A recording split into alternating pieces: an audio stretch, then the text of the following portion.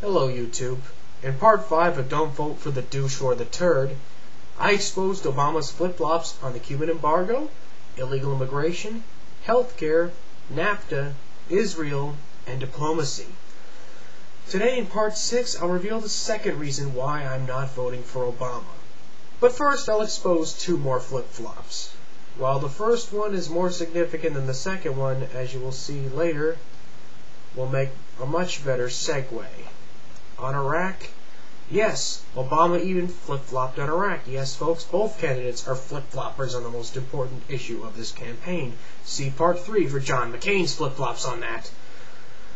Roughly a year ago, Obama, in his statements to appeal to both his base and the vast majority of Americans that want out of the stupid and pointless war in Iraq, that we have no chance of winning, Obama campaigned on things such as the following.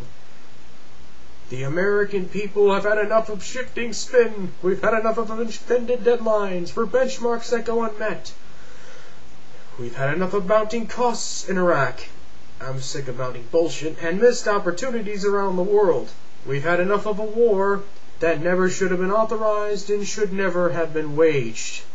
Obama continued by saying, I opposed this war from the beginning. I opposed the war in 2002. I opposed the war in 2003. I opposed it in 2004, 2005, and 2006. I introduced a plan in January to remove all of our combat brigades out of Iraq by next March. And I'm saying that we have to begin to end this war now. Not tomorrow, not the next day, not 6 months from now. Now! And until recently, he has consistently promised to withdraw U.S. troops in Iraq in at least 16 months. And that statement indicated possibly sooner. On a speech on Iraq on July 3rd of this year, Obama said that he plans to refine my policies on Iraq and explained the phrase with the following. My 16-month timeline, if you examine everything that I've said, I've always premised on making sure that our troops were safe. I said that based on the information that we received from our commanders, that 1 or 2 brigades a month could be pulled out safely from a logistical perspective. My guiding approach continues to be that we've got to make sure that our troops are safe and that Iraq is stable. I'm going to continue to gather information to find out whether those conditions still hold. The line where he mentions Iraq being stable is particularly troublesome. As anyone who really is against the war knows, America making Iraq stable is impossible. Obama also pondered, what kinds of troop presences do we need to have a counterterrorism strike force in Iraq that ensures that al-Qaeda does not regain a foothold there? Those are all issues that obviously were going to be determined by the facts on the ground. In other words, Obama has promised to end the occupation of Iraq, yet he's also said that he will keep some troops in as part of an anti-terrorism force against al-Qaeda, who, if we weren't there, would get wiped out by all the other groups jockeying for power in Iraq. So if Obama is elected president and does what he recently said he'll do, we'll have fewer troops coming home in body bags in an unwinnable war, but we'll still have troops coming home in body bags in an unwinnable war. Say it with me, folks. I was for the war before I was against it. And we must remember that Richard Nixon has made similar promises about Vietnam. He refused to carry them out for nearly his entire presidency, so he would not be the first president to lose a war. And only got our troops out of Vietnam during Watergate when it was clear that he was politically dead. Let's hope history does not repeat itself.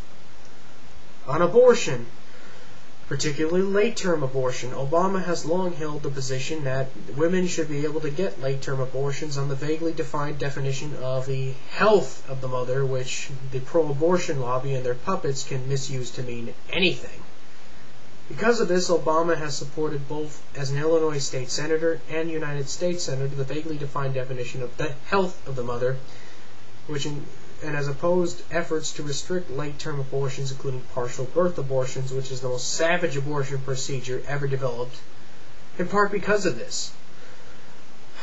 Knowing that Obama's position is too radical even for many Americans who identify as pro-choice, Obama flip-flopped on this position in the July issue of a Christian magazine called Relevant by saying that mental distress is not a legitimate justification for late-term abortions, and that restrictions on late-term abortions, which he previously expressed as threats to the woman's right to choose, a strict, quote, strict, well-defined exception for the health of the mother, and that I think it has to be a serious physical issue that arises in pregnancy, where there are real significant problems to the mother carrying the child to term.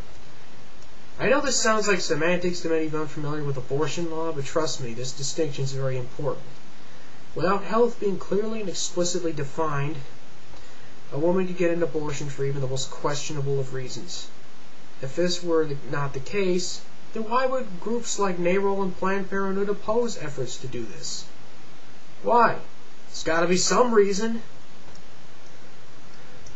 And while we're still on the subject of abortion, that brings me to the second reason why I'm not voting for Obama, and that is that he is the most radically pro-abortion viable presidential candidate I have ever seen.